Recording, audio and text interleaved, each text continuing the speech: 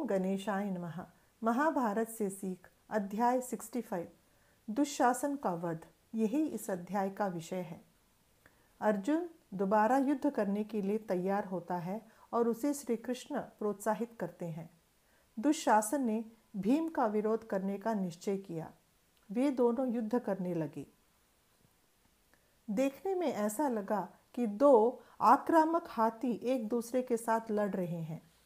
भीम ने दुशासन से कहा, तुमने उस दिन भरी सभा में द्रौपदी को जिस प्रकार अपमानित किया, उसके लिए आज मैं तुम्हें दंड दूंगा। ऐसा कहते हुए भीम ने दुशासन पर बेरहमी से वार किया। तब दुशासन बिना किसी भय से कहता है, तुम सबको मोम के महल में जो कठिनाइयां सहनी पड़ी, उसका कारण मैं हूँ। फिर उन घने जंगलों में और पर्वतों के बीच में तुम सबको भटकाने के लिए जो भी किया गया, वो काम मैंने ही किया। निस्संकोच कहता है कि तुम पांचों ने जिस द्रौपदी के साथ विवाह किया, उसे हमने ही बंदी बनाया। ऐसा कह के भीम के क्रोध को और भी ज्यादा करता है और भीम को क्रोध दिलाता है। आरंभ में भीम पीछे रह जाता है युद्ध में, लेकिन धीरे धीरे कठोर युद्ध करके दुशासन को हराता है।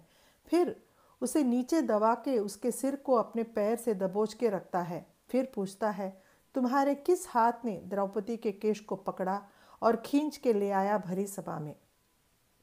दुशासन गर्व से कहता है, जब तुम पांचों देखते रह गए तो मेरे इस हाथ ने ही द्रौपदी का केश पकड़ा और खींचा। भीम ने गुस्से में आकर उस हाथ को ही तोड़ डाला और दुशासन को अपने पैरों से दबाकर मार डाला। फिर भीम ने दुशासन की छाती को चीरा और उसका खून पिया तथा आक्रामक हाथी की तरह उछलने लगा। भीम का शपथ पूरा हुआ। दुशासन की मृत्यु को लेकर कौरव सेना दुखी हुई। कर्ण का पुत्र वृक्षसेन क्रोधित होकर भीम पर वार करने जाता है। जब नकुल ने उसे रोकने का कोशिश किया तो उसने नकुल पर निर्दयतापूर्वक वार किया और उसके घोड़ों को मार डाला तथा उसके कवच को भी तोड़ दिया। इस प्रकार इसे देखकर अर्जुन क्रोधित होकर वृषशासन को मार डालता है। इन सब दृश्यों को देखकर अश्वत्थामा दुर्योधन के पास जाकर कहता है, हमारी सेना को अत्यंत नुकसान हुआ। अभी भी वक्त है, तुम जरा सोचो, अगर दोनों सेनाओं के बीच में सुलह हो जाए तो बाकी के लोग जान से बच जाएंगे। अश्वत्थामा अनुरोध याचना करता है। दुशासन की मृत्यु के कारण क्रोधित हुए दुर्योधन ने अश्वत्थामा की बात नहीं मानी। कर्ण जरूर पांडवों को जीतेगा, इस विचार से दुर्योधन कर्ण से कहता है, आज तुम घोर युद्ध करके जैसे भी हो अर्जुन को मार डालो। ऐसा आदेश देता है दुर्योधन। अर्जुन आग्नेय अस्त्र का प्रयोग करता है जो अग्नि के छींटों को बरसाता है। कर्ण ने पानी बरसाने वाली वर्णास्त्र का प्रयोग किया। मेघों के समूह का सृजन किया और उसी के साथ हर जगह अंधकारमय बना दिया कर्ण ने अपना मार्जास्त्र का प्रयोग करके।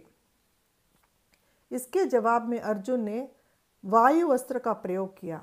इंद्र द्वारा प्रसादित वज्र अस्त्र का प्रयोग जब अर्जुन ने किया, कर्ण ने उस अस्त्र को शक्तिहीन किया। उसके बाद भीम और अर्जुन ने मिलकर कौरव सेना में धूम मचाया और काफी लोगों को मार डाला और भारी नुकसान पहुंचाया कौरव सेना को। कर्ण द्वारा यह सहा नहीं गया और उसने निर्णय किया कि वह अर्जुन पर नागास्त्र का प्रयोग करेगा। इसे देखकर इंद्र बहुत ही चिंतित हुए। जय श्री कृष्ण।